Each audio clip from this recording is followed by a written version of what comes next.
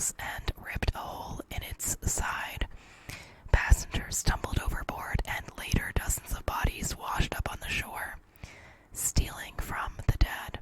Back in those days, a person known as a wreckmaster was responsible for salvaging cargo from shipwrecks and arranging the storage of those killed until the coroner took charge of their bodies.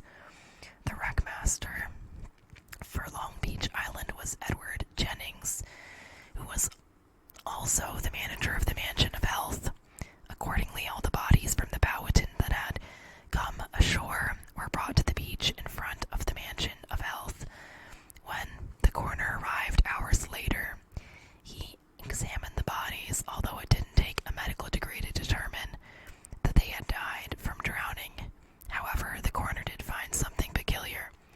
None of the dead had any money in their possession. It seemed unusual to him that immigrants who were coming to America to start new lives didn't carry any cash. Money belts were fashionable at the time, yet not a single victim was wearing one. Suspicion immediately fell upon Jennings, who was the only person who'd had access to the bodies for many hours. However, no one had any proof of such a crime occurring, so the accusations died down. The long arm of the ghostly law.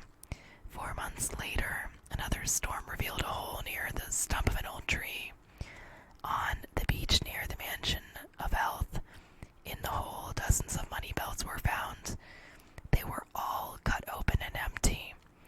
When word of this discovery got out, Jennings took one look at the writing on the wall and hightailed it out of town, narrowly evading the long arm of the law.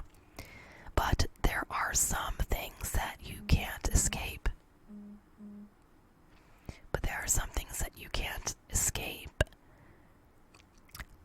As Jennings found out the hard way, supposedly he became a broken man and was haunted by nightmares that destroyed his sleep and ruined his life. He died several years later in a barroom brawl in San Francisco. However, the spirits of the Powhatan victims were not content to simply haunt Edward Jennings. Shortly after the accident, strange things began to happen at the Mansion of Health. Disembodied sobs were heard at night, and ghostly figures were seen walking across the hotel's expansive balcony. Guests were reported feeling uneasy, which is not exactly the best advertisement for a place that was supposed to be restful and encourage good health. The Haunted Mansion, eventually the Mansion of Health, became known as the Haunted Mansion, and people avoided it like the plague. Soon the building was abandoned. The brooding hulk of a structure that towered over the beach slowly began rotting away. During the summer of 1861, 5 men who had more bravado than brains, I love that, more bravado than brains, bravado, bravado, bravado, decided to spend the night in the gloomy structure.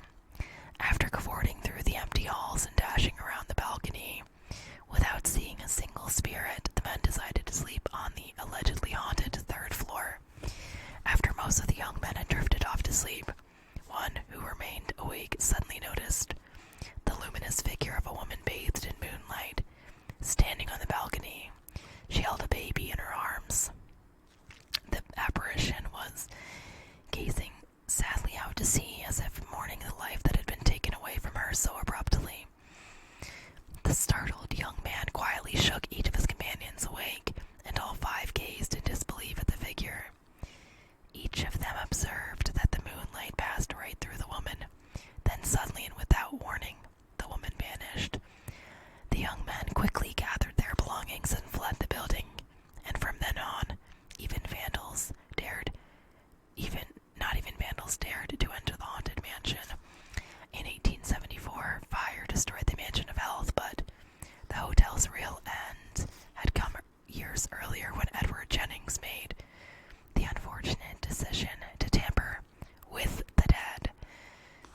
Downtown Houston, Texas may be haunted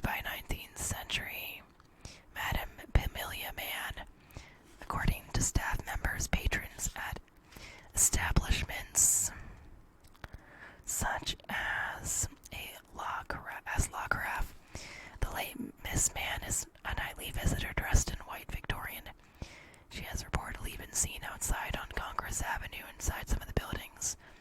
She also frequents the ladies' room on the block of Market Square, where her brothel once stood. And that is the end of this video.